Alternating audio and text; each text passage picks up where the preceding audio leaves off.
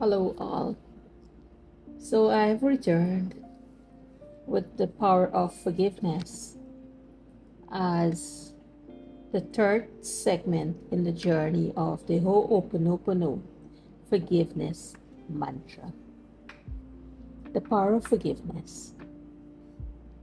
Destructive thoughts about past events improve neither the world nor our life in it.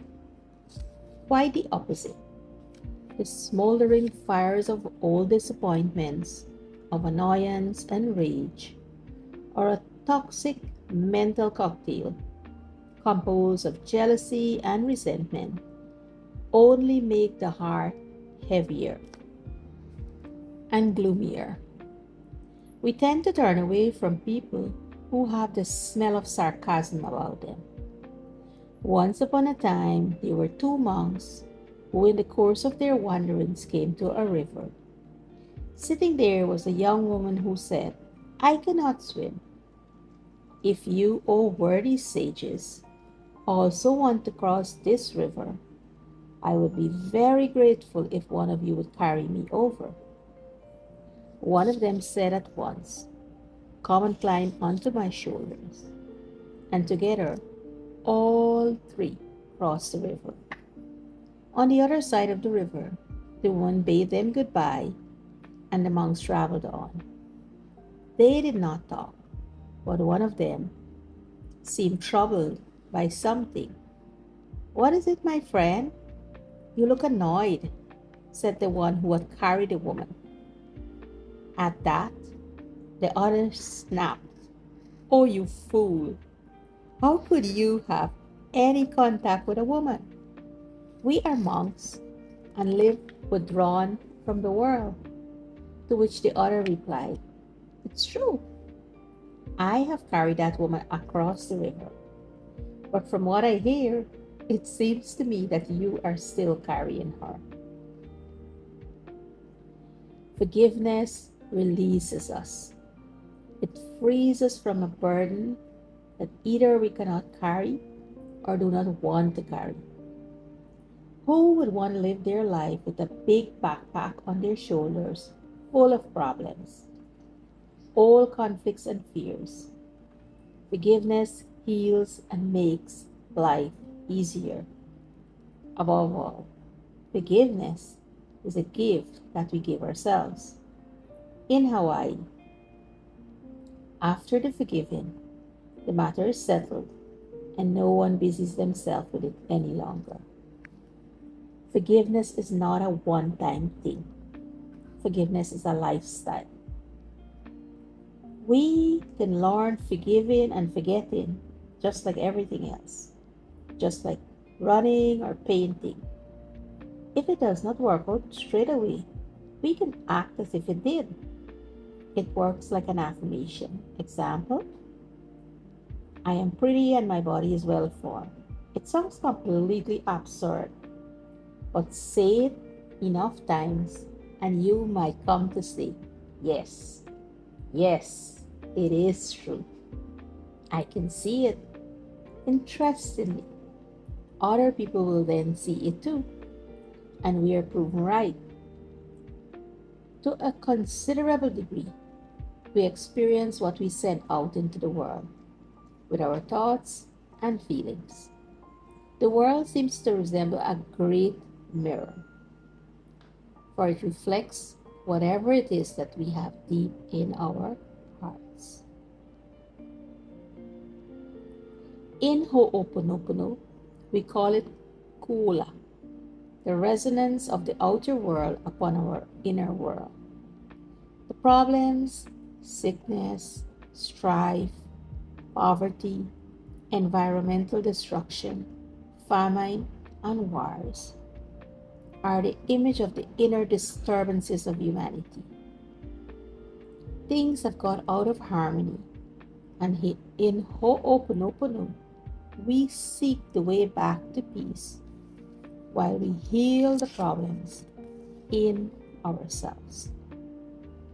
The core of the simplified Ho'oponopono, the four magic sentences.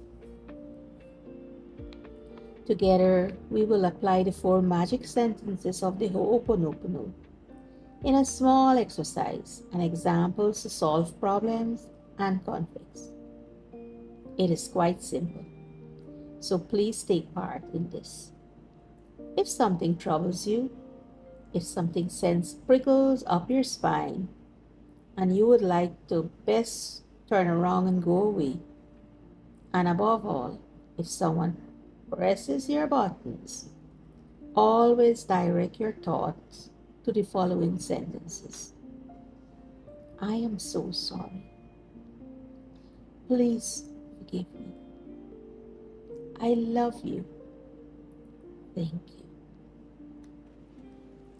These 4 sentences seems like a mantra or a magical formula, but they are rather a meditation, a prayer. They operate through time and space, beyond cause and effect, and transmit themselves directly to my inner family, the higher consciousness, Amakua, the inner child, Unihipili, and your awakened consciousness, Yuhani. After a short while, you achieve inner peace and change from disharmony to harmony. You move yourself from separation to union while you say, I am sorry. Please forgive me. I love you. Thank you. What do these 4 sentences mean? I am sorry. I apologize. I perceive that I suffer, and that connects me to my feelings. I no longer reject the problem, but recognize my learning task. I or my forebears, with whom I am connected energetically, genetically, and by tradition as much as by history, have caused harm, and I know where I stand, and I feel remorse. Please forgive me. Please forgive me for having, through myself or my forebears, consciously or unconsciously, disturb you and me in the course of our evolution. Please forgive me for having acted contrary to the divine laws of harmony and love. Please forgive me for having, until now, judged you or the situation, and in the past disregarded our spiritual identity and connectedness. I love you. I love you, and I love myself. I see and respect the divine in you. I love and accept the situation just as it is.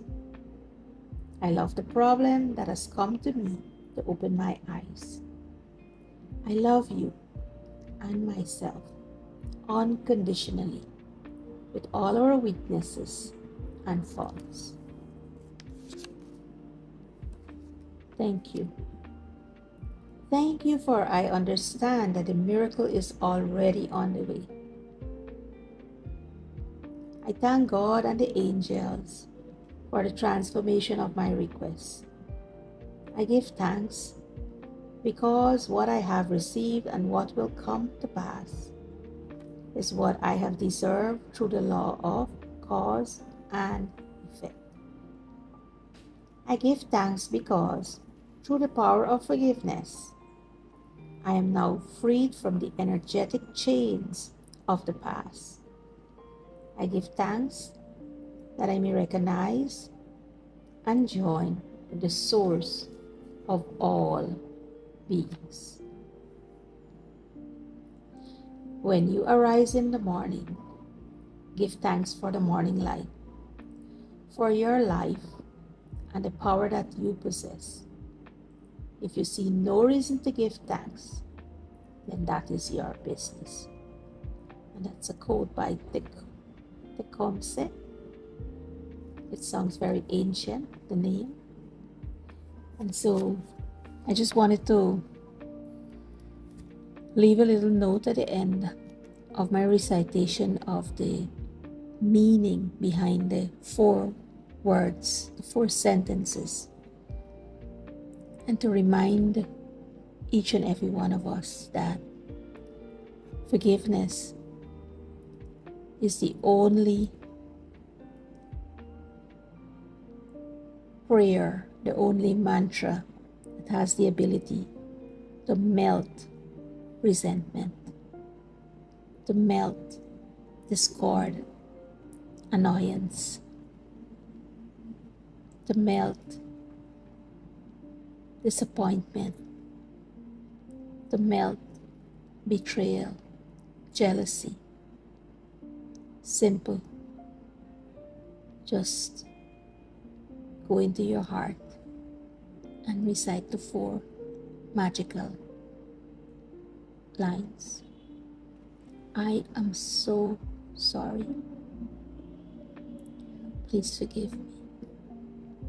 I love you. Thank you.